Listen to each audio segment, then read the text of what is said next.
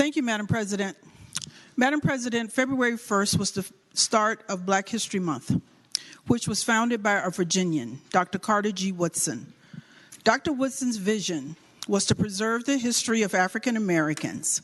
He noted that African American contributions were overlooked, ignored, and even suppressed by the writers of history textbooks and the teachers who used them.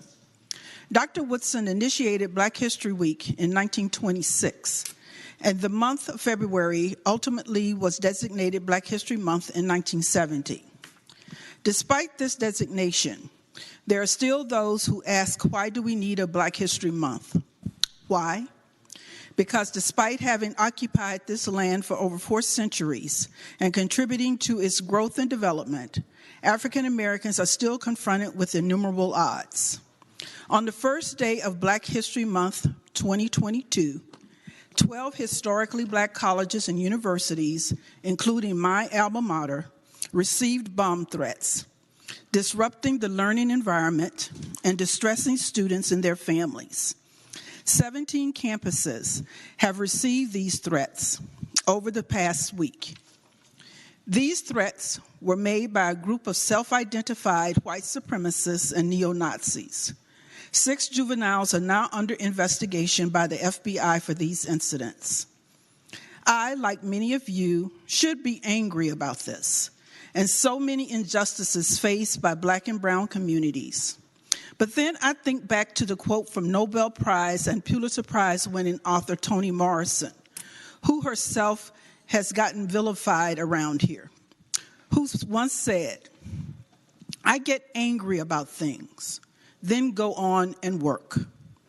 African American men and women have always had things to be angry about. And today, like many days before, we have to just get to work. It is easy to get lost in the anger, and we are certainly justified in our anger. Anger at those who bombed the 16th Street Baptist Church in 1963, killing beautiful young Black girls in Birmingham, Alabama. Angry at Dylan Roof, who walked into Mother Emanuel African Methodist Episcopal Church in Charleston, South Carolina in 2015, and murdered 9 people who welcomed him into their sanctuary. Anger at our colleges and universities are under threat today, but instead of succumbing to that anger, instead of sinking to the level of the terrorists, we go on and work. Work like the heroes of the civil rights movement who picked up the pieces in Alabama and forged and went on to demand equality and justice.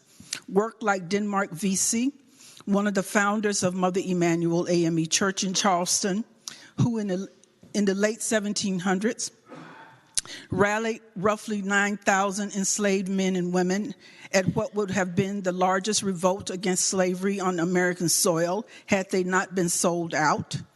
We work like the men and women who rebuilt the church after it burned to the ground in the wake of his attempted revolt and Vesey's lynching, and those who picked up the pieces after the 2015 murders. We get angry, but we work like legal professionals, Supreme Court Justice Thurgood Marshall and his mentor, Charles Hamilton Houston, who was the strategist for ending separate but equal in the United States, or the Tuskegee Airmen, who served in a segregated army, but still worked to complete over 15,000 bomber missions to free Europe from the grips of Hitler's Nazis during World War II. We get angry, then we go on and work.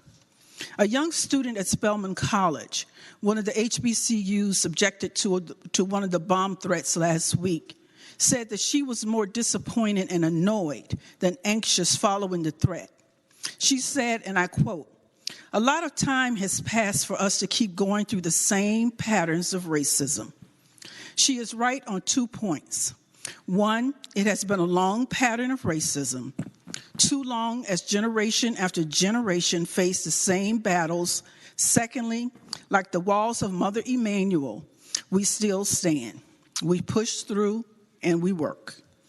We work despite efforts to take us back and silence our voices. We do so for all of the named and unnamed African Americans who contributed to make this a more perfect union over the past 400 years until our fellow Americans see the humanity in all of us, irrespective of race, ethnicity, creed, sexual preference, gender identity, or religion, or whatever the difference. Then we may very well get angry about things. But more importantly, we will dig in our heels and go on and get to work. Thank you, Madam President.